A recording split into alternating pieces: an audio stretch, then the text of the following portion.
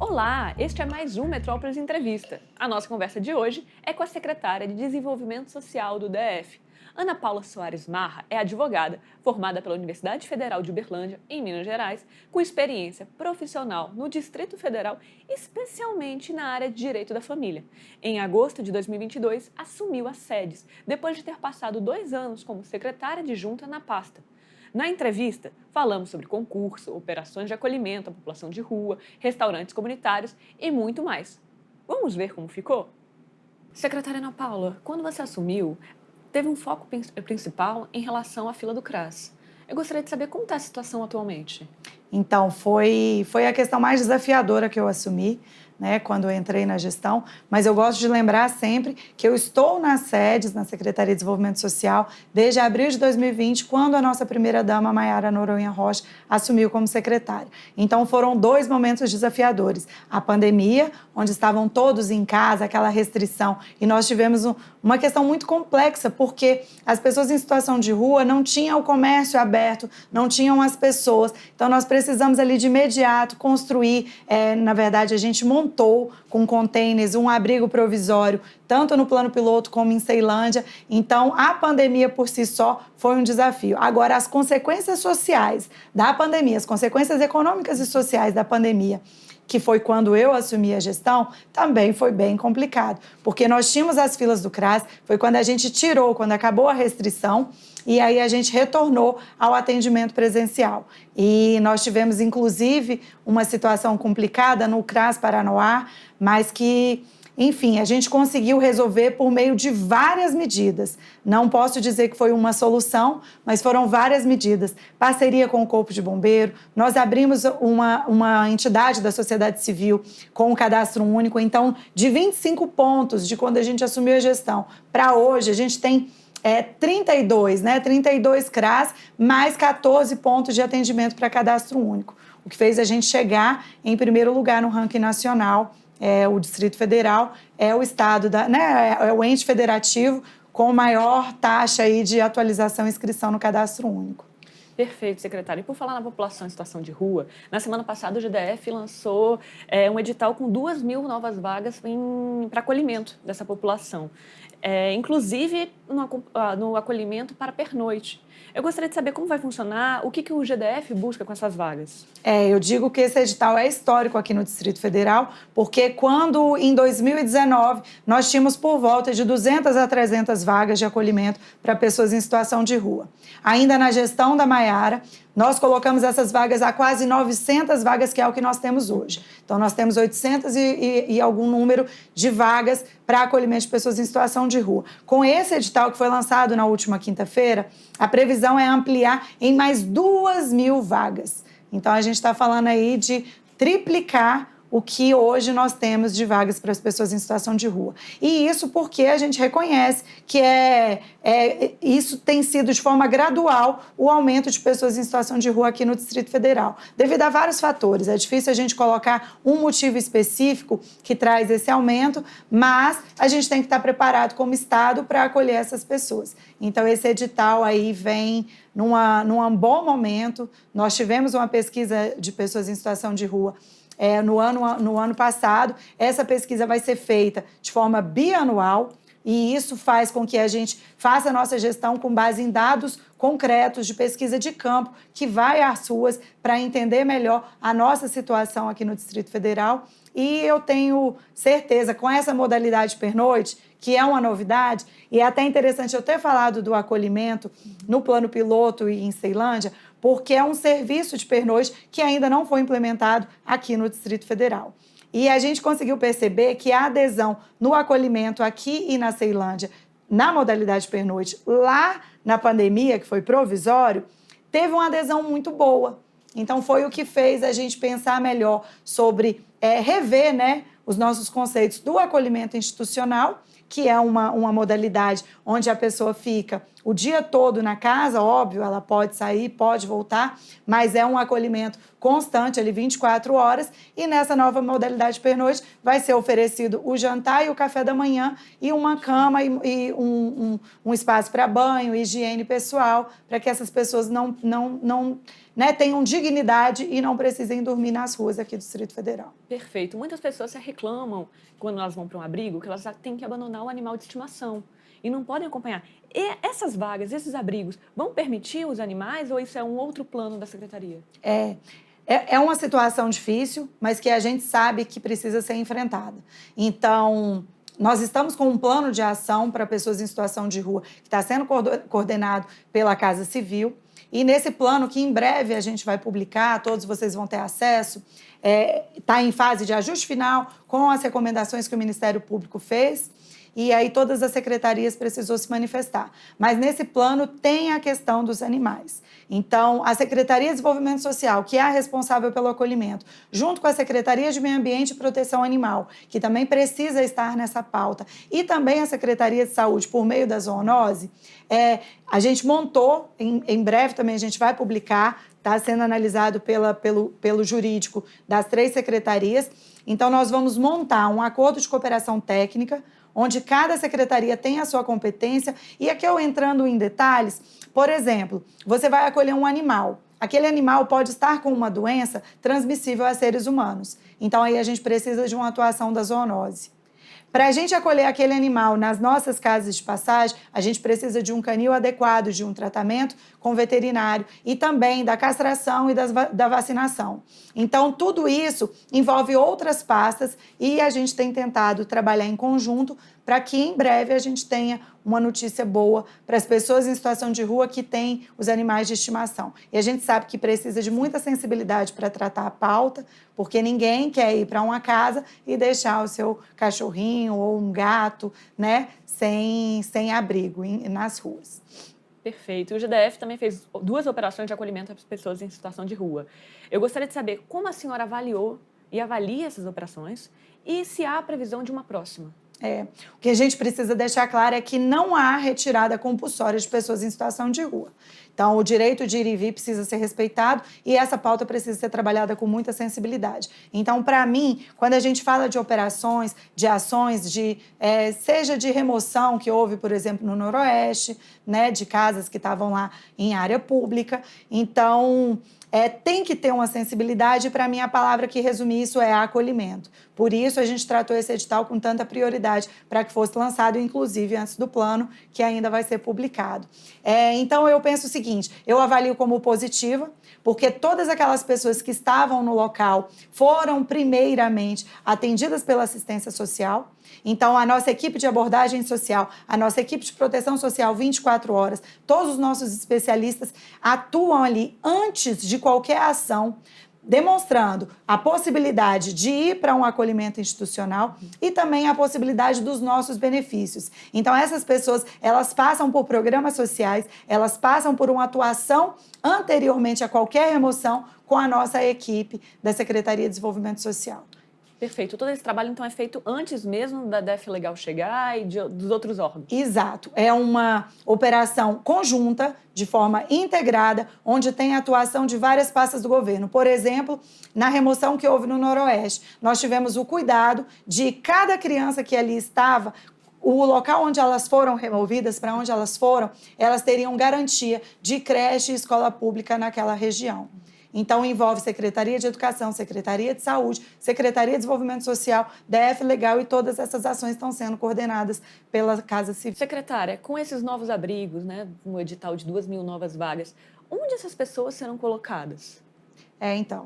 Frisando a questão da não retirada compulsória. Mas a partir do momento que aquela pessoa aceita o acolhimento, ela vai para uma das casas de passagem onde houver vagas. Nós temos uma central de vagas e hoje, por exemplo, nós temos 19 casas de passagem. Então, a partir com essas mais 2.000 vagas, nós teremos mais várias. E eu vou aproveitar esse espaço para dizer que essa situação de pessoas que se encontram nas ruas é uma questão complexa, e eu digo que para problema complexo não tem solução simples. Se nós tivermos 100 pessoas em situação de rua, nós teremos 100 histórias distintas, com 100 soluções diferentes. Então, por isso que a Secretaria de Desenvolvimento Social trabalha com vários serviços, oferta vários serviços para tentar atingir de alguma forma, criar um vínculo com aquela pessoa e demonstrar um novo caminho de vida. E quando a gente implementa uma casa de passagem, pode ser em qualquer região do Distrito Federal. Eu digo isso porque nós temos casa de passagem em várias regiões. Quando a gente implementa uma casa de passagem, há o preconceito da própria vizinhança. Então, é preciso que a população, que a sociedade entenda que é uma questão complexa, é uma questão que toda a sociedade precisa se envolver para inserir aquela pessoa novamente numa nova perspectiva de vida. Então, quando a gente colocar uma casa de passagem, tenham paciência para que a gente faça esse fluxo, porque a pessoa que aceita o acolhimento, ela quer mudar de vida. Ali a gente tenta trabalhar a autonomia daquela pessoa para depois tentar inserir ela no mercado de trabalho. Então, tudo isso é bem complexo, mas a gente precisa também que toda a vizinhança entendam que todos nós precisamos, de alguma forma, acolher essa população. Perfeito, secretária. Agora eu vou falar um pouquinho dos restaurantes comunitários. Foi anunciado recentemente que haverá um atendimento ampliado em 4 unidades. São elas Braslândia, Itapuã, São Sebastião e Sobradinho. Também foi anunciado 2 novos restaurantes comunitários, um no Varjão e outro em Samambaia. Todos eles ainda neste ano. Eu gostaria de saber se a gente já tem uma previsão para um mês, se a gente já consegue cravar algo assim, e se... Não, é isso mesmo, na verdade, desculpa. Tá, não. Então, em relação aos restaurantes comunitários, eu acho que é uma política pública de segurança alimentar e nutricional de extrema importância para nós aqui no Distrito Federal, porque fome é o básico. Eu falo que a assistência social garante o mínimo para aquela pessoa poder sobreviver. Então, é garantia de direitos, é garantia do mínimo para aquela subsistência. Então, a parte de combate à fome aqui no Distrito Federal, ela tem que ser tratada como prioridade. Então, os nossos restaurantes comunitários, quando nós assumimos a gestão, a maioria era só almoço e alguns tinham almoço e café da manhã. Então, na medida do que os contratos foram vencendo, o governador fez um decreto determinando que fosse café, almoço e jantar em todos os restaurantes. E a gente vem cumprindo esse decreto na medida do que os contratos vão vencendo. Então, hoje nós já temos 4 unidades que têm café, almoço e jantar ao custo de R$2 ao dia para a população. Então, é 50 centavos o café, R$1 o almoço, 50 centavos o jantar, todos os dias da semana. Então, os nossos restaurantes comunitários, esses que já estão em funcionamento todos os dias, a gente não para, né? De domingo a domingo. E agora vão vir mais esses 4 restaurantes e mais 2 que já vão começar nessa modalidade todos os dias com as 3 refeições. Uma das formas de garantir segurança alimentar e nutricional para um indivíduo é justamente a garantia de 3 refeições diárias. Então, por isso, para mim, é um grande avanço na política de segurança alimentar e nutricional aqui para o Distrito Federal, é essa ampliação que a gente tem feito. Então, a ideia é que até 2026, até o final desse segundo mandato do governador, nós tenhamos os 16 e daqui a pouco os 18 restaurantes comunitários do Distrito Federal servindo as 3 refeições todos os dias da semana. Em relação à ampliação das 4 unidades, né, a ampliação do serviço das 4 unidades, tem uma previsão? É porque varia. Alguma é em junho, outra é em julho. Mas em relação às 2 unidades que nós vamos inaugurar, Varjão e Samambaia Expansão, posso te colocar aí que até agosto ambas já vão estar entregues para a população. Perfeito, perfeito. Secretária, uma outra questão aqui que chegou para a gente pelos leitores, né? Muitos leitores passaram mensagens, mandaram e-mails, conversando e falando sobre um receio de perder benefícios sociais, especialmente o Bolsa Família. Isso porque é alegado para eles, quando tem a vistoria, de que não teriam servidores suficientes para poder fazer essa vistoria na casa das pessoas, que é uma orientação do próprio Ministério. Eu gostaria de saber qual é o déficit hoje e se essa informação procede, como é que está a situação para a população?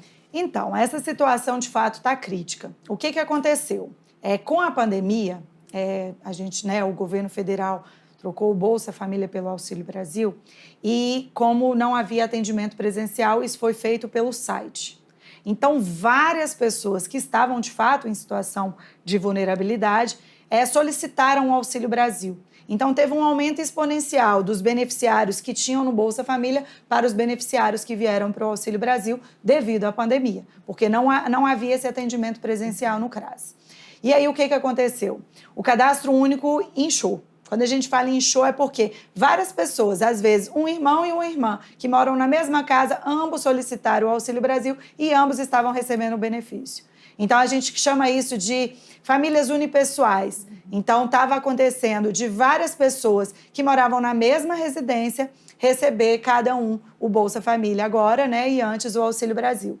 Então, com a volta do atendimento presencial, isso tudo eu te falo em relação ao próprio Ministério, ao governo federal. Foi feito uma checagem no Cadastro Único, para ver quem estava no mesmo endereço, para ver quantas pessoas daquela família que estavam recebendo benefício. Então, esse corte de benefício, ele está acontecendo em quase todos os casos por isso. Então, é necessário fazer uma averiguação cadastral. Essa averiguação cadastral, muitas vezes, é necessário uma visita domiciliar, que é, de fato, uma obrigação do governo do Distrito Federal realizar. O que a gente precisa colocar é que isso é um problema nacional. Nós não temos estrutura para que os servidores tenham carro, motorista, para irem em todos os locais. São mais de 30 mil famílias que estão nessa situação.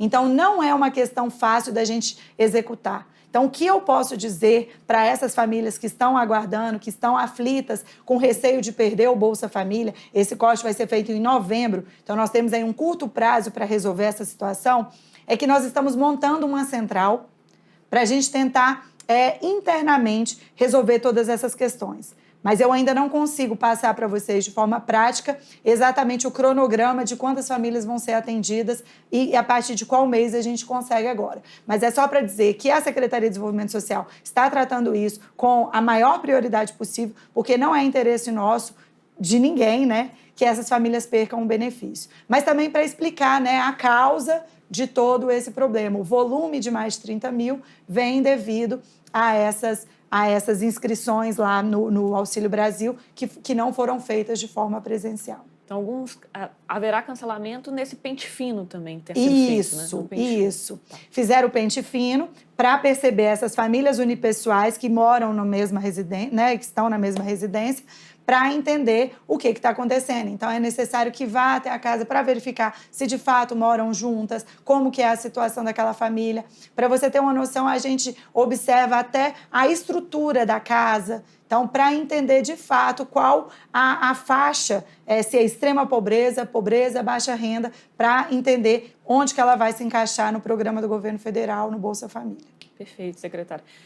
Tem a ver com o déficit, né? Então, com essa dificuldade, a gente falar de concursos, nomeações, previsões de mais servidores. E o GDF abriu espaço para 1.197 vagas, podendo ser especialistas, técnicos. Já tem a previsão do concurso? O objetivo é preencher todas essas vagas de uma única vez? Como é que vai ser, secretária? Então, quando nós assumimos a Secretaria de Desenvolvimento Social, nós já fizemos a maior reestruturação da carreira que já teve. Foi uma questão histórica. Nós tínhamos pouco 1.000 servidores e hoje a gente tem quase 2.000 servidores. Então, já era uma secretaria que a gente pegou desestruturada. E o que a gente precisa colocar é que é necessário que sejam feitos concursos de forma frequente, regularmente, para a gente manter essa estrutura. Ou melhor, para a gente melhorar. Para melhorar o atendimento à população, a gente precisa melhorar a estrutura de servidores na secretaria. Então, por isso que esse concurso vem eu estou muito feliz com esse concurso, porque, como a gente acabou de colocar, nós temos problemas complexos que, com mais servidores, a gente vai resolver de uma forma mais fácil. E é isso, 1.197 vagas que foram autorizadas para a carreira de desenvolvimento e assistência social. Também é preciso colocar que isso eu também falo com muito orgulho, por ter feito parte desse momento da reestruturação da carreira, que é uma alteração de mudanças de classe, padrões, e também a incorporação da GDS, que é uma gratificação dos servidores. Então, eu digo que quando o Estado cuida dos servidores, nós estamos indiretamente cuidando da população. Então, esse concurso vai ser maravilhoso. Eu espero que ainda esse ano a gente lance o edital. Hoje nós estamos em fase de composição de uma comissão do concurso e também da divisão de vagas. Secretaria de Justiça, Secretaria da Mulher e Secretaria de Desenvolvimento Social, essas 3 secretarias abarcam servidores de desenvolvimento e assistência social. Então, é um concurso só, mas que nós podemos distribuir os servidores por 3 áreas. Perfeito. Em relação à previsão, não é possível ainda, então? Não, porque precisa desses ajustes. Como vai ser feita a divisão dessas 1.197 vagas e a criação dessa comissão, além de uma licitação para a contratação da banca. Então, ainda tem muitas definições a serem feitas. Eu seria irresponsável de colocar aqui um prazo concreto. Perfeito, secretária. No ano passado, aí, por volta de junho, algumas instituições sociais temiam serem fechadas por falta de convênio, de contrato com as sedes. Como está essa situação hoje? Então, nessa época, exatamente nessa época, nós lançamos mais de 8 editais. Então, a legislação nos obriga a fazer edital para contratações das entidades sociais. O que acontece? Muitas entidades sociais já prestam um serviço aqui no Distrito Federal há muitos anos. E aí, com esse edital, as novas entidades sociais puderam participar. E aí, muitas, de fato, foram desclassificadas nesses editais. Então, foi preciso um jogo de cintura muito grande para a gente fazer a transição de crianças ou idosos que estavam numa instituição para ir para outra. Mas esse, especificamente, que muitas instituições ficaram fora, foi um edital e que foram desclassificadas quase todas as instituições por critérios técnicos, por critérios objetivos do edital que não cumpriram, não colocaram na proposta. Nós precisamos fazer um novo, e esse edital já foi feito, essas vagas já foram preenchidas e agora está tudo certo. Então, nós estamos bem, aí o novo edital agora, que é o nosso desafio, é esse edital de acolhimento de pessoas em situação de rua e pernoite. E eu espero, já fazendo a minha chamada para a minha equipe lá na Secretaria de Desenvolvimento Social, que o edital de acolhimento de idosos também esteja aí em breve para ser lançado. Perfeito. Quer dar detalhes desse edital? Não, porque eu estou chamando a atenção da minha equipe, que eu já estou cobrando para que seja o mais breve possível. Mas eu preciso de detalhes para poder falar. Perfeito. A gente marca um em breve para falar desse edital, então, especificamente. Está ótimo, secretário. Por fim, então, eu gostaria de saber sobre esse processo eleitoral. Foi aberto quinta-feira, dia 2 de maio, para que as pessoas se inscrevam no Conselho de Assistência Social, o CAS. Qual a importância da participação da população nesses conselhos e como as pessoas podem se inscrever? Servicinho. Isso. Primeiramente, colocar que o Conselho de Assistência Social é de extrema importância para a política de assistência social aqui no DF. Então, eles são responsáveis, o Conselho é responsável por várias pautas, por várias aprovações. Então, é de suma importância que nós tenhamos um Conselho de Assistência Social qualificado. E por isso, como eu disse no edital de entidades sociais, também é importante que várias entidades se inscrevam para que a gente tenha um processo de seleção transparente e justo para colocar essas pessoas, para ter um conselho forte. Então, para se inscrever, as inscrições estão abertas até dia 24 de maio no site da sede, sedes.df.gov.br. Então, nós esperamos aí as entidades que tiverem interesse em participar do nosso conselho, inscrições abertas, e em breve teremos um conselho recomposto. São só entidades, pessoas também? Entidades, são 15 representantes da entidade da sociedade civil, e eu acho que eu acabei de errar esse número, são 12 de entidades sociais e 12 das secretarias do governo. Perfeito. Então, é um conselho paritário e que decidem o Fundo de Assistência Social, que tem bastante verba. Muito importante. Exatamente, por isso a destinação desses recursos é bem importante que nós tenhamos um conselho forte para definir, né, as melhores áreas de investimento. O mandato é de 3 anos, é um triênio, correto? Isso. Secretária, gostaria de acrescentar mais alguma informação? Acho que a gente fala. Sim, como a gente tem falado desse edital do Pernoite que foi lançado, e como é um serviço novo aqui no Distrito Federal, é importante que as entidades interessadas conheçam exatamente o que está especificado no edital. Porque, como eu disse, essas instituições que em junho procuraram vocês porque foram desclassificadas do edital, é muito importante que sigam criteriosamente o que está estabelecido. O edital é a lei daquele processo seletivo, né? Então, nós teremos na terça-feira que vem, de 10 a meio-dia, de forma online, para facilitar a participação de todas as entidades, uma audiência pública que vai ser promovida pelos servidores, pela área técnica das sedes, para explicar e tirar todas as dúvidas sobre esse edital. Então, é muito importante, como são 2.000 vagas, que serão colocadas de forma gradativa. Isso também é importante eu pontuar. Então, não vão ser 2.000 vagas imediatas. Na medida do que a gente vai tendo a adesão, do que as pessoas vão aceitando o acolhimento, nós vamos abrindo novas casas. E lembrar que são 50 pessoas por casa, né? A gente não coloca todo mundo de uma vez numa casa só. Então, vai ter aí vaga para várias entidades sociais e, pessoalmente falando, quanto mais entidade, eu acredito que melhor a gente consegue alcançar um melhor serviço. Perfeito. Terça-feira agora, dia... 7? 7. É porque como vai ser publicado no fim de semana, as pessoas podem ver em outro momento. Isso. Só para deixar claro, 7 de maio. 7 de maio, de 10 a meio-dia. Obrigada, secretária. Obrigada pelo seu tempo, pela sua participação aqui. Agradeço em nome dos nossos telespectadores, das pessoas que vão ler a matéria, que vão ver o vídeo. Então, muito obrigada pelo seu tempo aqui com a gente. Muito obrigada. Muito obrigada. Perfeito, gente.